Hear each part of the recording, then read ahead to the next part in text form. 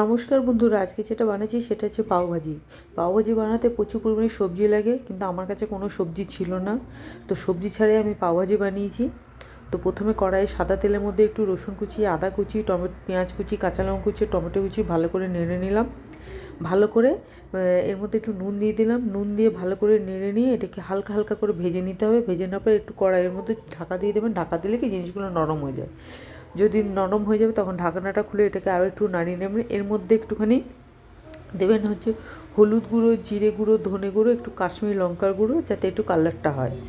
আর এখানে প্রচুর সবজি লাগে, আমরা সবাই জানি।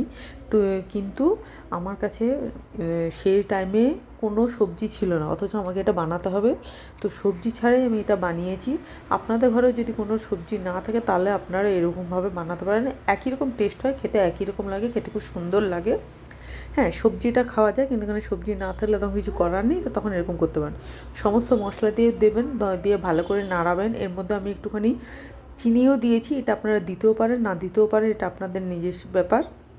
কেননা আমি একটুখানি ব্যালেন্স করার জন্য চিনি দিয়েছি। আর এগুলো দেওয়ার পর এগুলো দিয়ে ভালো করে একটু নাড়িয়ে নিয়েছি। দেওয়ার পর দিয়ে দিলাম হচ্ছে আলু সেদ্ধ। এখানে অবশ্যই আলু সেদ্ধ দেবেন। কোনো সবজি না থাকলে আলু সেদ্ধ দিয়েই আপনার পাওভাজি তৈরি হয়ে যায়।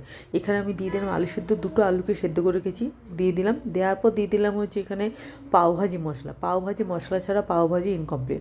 এবার ভালো করে এটাকে নাড়িয়ে ভালো করে ম্যাশ করে আপনার, আমি এটা এই চামচ দিয়ে, কাঁটা চামচ দিয়েই করেছি। এটা ম্যাশার দিয়েও ম্যাশ করে, কিন্তু আমার দরকার পড়েনি, যেহেতু আমি এখানে সেরকম সবজি তো দিইনি, আলু দিয়েছি। এটাকে ভালো করে জল দিয়ে ভালো করে নাড়িয়ে নিলাম। এখানে আপনারা অবশ্যই ধনেপাতা দেবেন, কারণ আমার কাছে ধনেপাতাও ছিল না, তার জন্য ধনেপাতাও দিইনি। তৈরি হয়ে গেল আমার পাওভাজি। একদম কোনো সবজি ছাড়াই পাওভাজি তৈরি হয়ে গেল। আর পাওভাজি তৈরি করলাম, মশলা করলাম, এবার পাও ছাড়া তো আর পাওভাজি হয় না। তো আমার মেয়ে নিয়ে এসেছিলো এরকম গোল গোল ব্রেড এনেছিল।